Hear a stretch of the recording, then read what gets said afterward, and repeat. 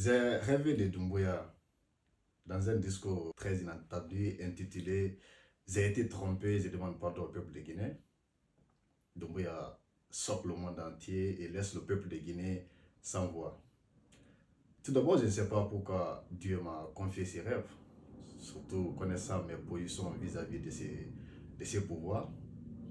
Je ne sais pas aussi si c'est un vrai rêve ou bien ce ne sont que des illusions d'un simple citoyen qui veut la paix et la bonne gouvernance dans son pays.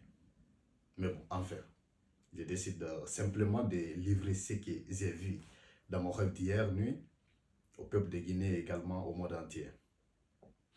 Alors, c'était aux alentours du dépôt des candidatures pour les prochaines élections présidentielles à Guinée, euh, qui a été fixé pour le 28 décembre 2025. Alors que les candidatures sortent de toutes parts, des leaders politiques comme les Ousmane Kaba et autres ont déposé leur candidature et ont fait l'annonce officielle dans la presse. Alors que le monde entier était perplexe, impatient, face à des pro-Doumbouya qui est impatiente, face à un peuple de Guinée qui est troublé, qui ne sait pas ce qui va arriver, n'est-ce pas, après l'annonce de la candidature de Doumbouya, devant les médias internationaux et le monde entier qui est sous son souffle, qui retient son souffle. Doumbouya commence par son discours à travers la phrase suivante. J'ai été trompé et je demande pardon au peuple de Guinée. Devant les caméras qui crépitent sans cesse et les journalistes impatients, tout le monde se demande qu'est-ce qu'il veut dire par là. J'ai été trompé et je demande pardon au peuple de Guinée. Il commence par faire l'inventaire de toutes ces exactions qu'il qualifie d'erreurs et de tromperies de la part de ses proches. Il regrette les emprisonnements, les enlèvements forcés, les exils forcés, les assassinats, la fermeture des médias et également la chasse aux sorcières à l'encontre de certains leaders politiques. Après avoir fait les inventaires de tout ce qu'il a appelé comme erreurs et des trahisons de la part de ses proches, qu'il qualifie aussi de tromperies, il a demandé pardon au peuple de Guinée, aux familles endeuillées, aux enfants qui n'ont pas vu leur père depuis quelques mois, notamment les enfants de Founi Kemengue, d'Ali Ouba, de Billo, de Habib Marwan et consorts. Il a tendu la main aux leaders politiques de regagner le pays.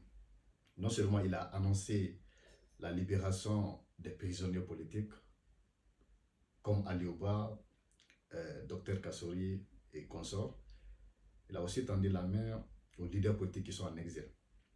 Celui d'Alain Diallo, Sidi Touré et compagnons de regagner le pays afin, selon lui, de construire et de bâtir une nation avec tous ses fils et toutes ses filles. Il a repoussé la date des élections présidentielles qui était prévue le 28 septembre. Il a dit qu'ils ont besoin de 6 mois de plus pour permettre aux leaders politiques qui n'ont pas regagné le pays depuis des années de pouvoir se réorganiser, de pouvoir organiser leur parti afin de se préparer pour les prochaines campagnes. Il a regretté la disparition forcée de Founi Kemengue et ses amis et a promis de les libérer dans les 24 heures qui suivent. Et ce qui m'a étonné le plus dans ses rêves, c'est que il a annoncé l'organisation d'une assise nationale intitulée Vérité et Pardon, qui pour lui sera inclusive, parce qu'il a regretté encore une fois de plus que les assises nationales passées, qui ont été organisées dans le passé, comme vous le savez, pour lui n'ont pas été inclusives. Donc cette fois-ci, il a besoin de tous les fils du pays et toutes les filles du pays de se réunir autour d'une table afin de se parler de cœur à cœur ouvert, que chacun reconnaisse ses erreurs et présente ses excuses à la victime qui est le peuple de Guinée pour qu'on puisse avancer ensemble. Il a renoncé à son projet de candidature aux prochaines élections présidentielles. Il a dit que si c'est à cause de lui que le pays sera dans le bain de sang, si c'est à cause de lui que le pays va replonger dans les massacres, comme ce qui fut le cas du 28 septembre 2009, si c'est à cause de lui qu'il aura déchirure entre les ethnies, si c'est à cause de lui, le pays va reculer 10 ans de retard, si c'est à cause de lui que les enfants de la Guinée ne vont plus se parler, il renonce à sa candidature au processus d'élection présidentielle et il va regagner les casernes. Les assises nationales furent organisées, Selou a participé, Sidia Touré a participé, Ali Ouba et les acteurs de la société civile comme Fonik Kemenge et Bilo ont participé et ça a été l'assise nationale la plus crédible, la plus inclusive de l'histoire de notre pays. Après ces assises, des vérités et des pardons, chaque leader a reconnu qu'il a commis des erreurs dans le passé et a présenté pardon au peuple de Guinée. La date des procès d'élection fut fixée par les leaders politiques en commun accord avec le CNRD et également les acteurs de la société civile. Et c'est en fraternité que les élections furent organisées, dont Mamadi Doumbouya n'a pas été candidat.